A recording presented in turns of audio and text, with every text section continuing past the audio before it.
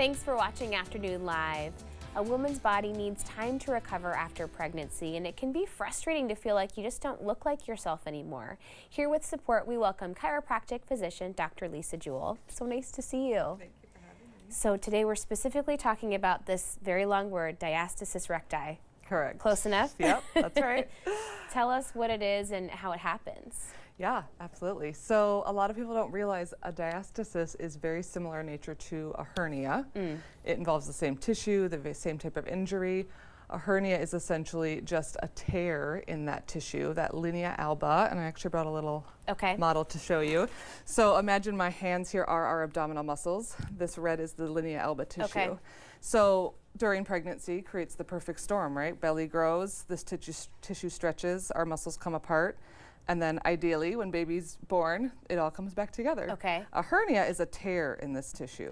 A diastasis is a strain or like an overstretch in the tissue. So this model here, does it essentially get stuck in that stretched out position? Yeah, so the little bit of research we have on this problem is that 99% of women get this by the end of pregnancy. 60% of the time, it heals actually on its own. Within that first 6 weeks, 60% of women, it kind of self-resolves. 40% of the time means it doesn't, which is a really big number still. How do you tell the difference? Because we all do go through so many changes. If you're just feeling like your tummy isn't quite what it used to be, or if you actually have this separation. Yeah, absolutely, because it does feel different. Yeah. So a lot of the times you can see that kind of like coning or doming if you like go to sit up, especially like in bed holding your baby, and you kind of feel like your stomach tense. That's a really good indicator. There's also a super easy assessment that you can do, like a provider can do, you can do it on yourself to see if you have that gap still in your abdominal muscles. Okay, interesting. Are there other issues or symptoms that this can actually lead to down the road?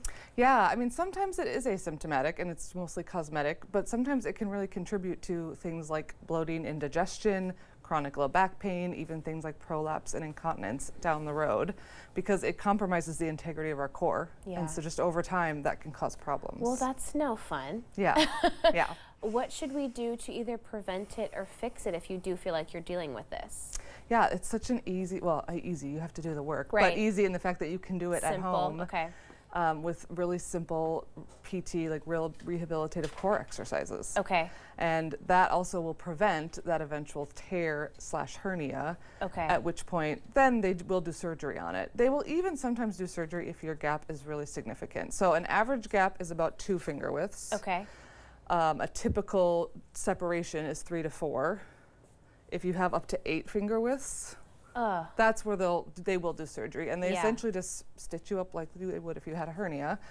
But doing the PT is still beneficial even for that because you need the strength back even if you have the repair done. Well, you can understand how that big of a gap could be really impactful in your everyday life. Absolutely. I think we have one more diagram that we can show some of the differences in. Let's see here. Okay, the different separation types. Yeah, so this is a great way to show that, that first one is a normal kind of how we ideally want it to look. That second picture in pregnancy, typically at the belly button, that is our most weak point in our core. So that's the most common spot.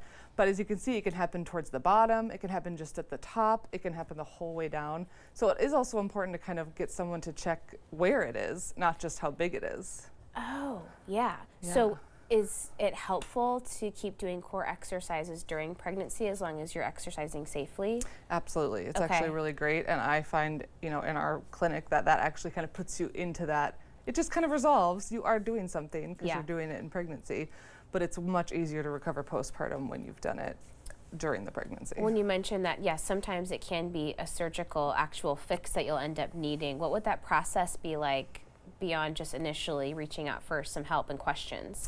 Yeah, I mean, I think everybody's first line should always be to try rehab first, right? Like non-surgical is ideal.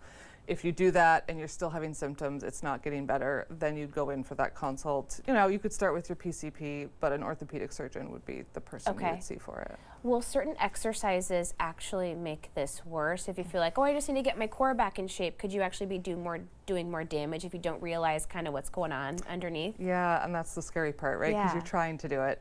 And I think traditional things like sit-ups, crunches, those are actually the worst. That makes it worse.